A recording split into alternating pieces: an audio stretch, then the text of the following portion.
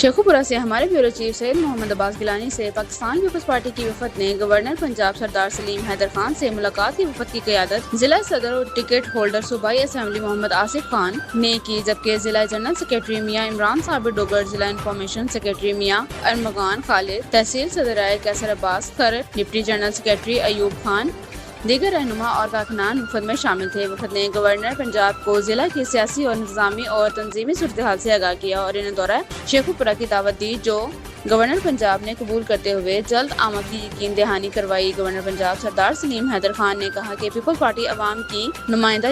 جماعت ہے جو وفاق کے علامت ہونے کے ساتھ ملک کی نظریاتی سرحدوں کی محافظ ہے۔ انشاءاللہ ہم پارٹی اور منشور کی تکمیل کی خاطر کردار ادا کرتے رہیں گے۔ انہوں نے معرکہ حق آپریشن بنیاد مرصوص کی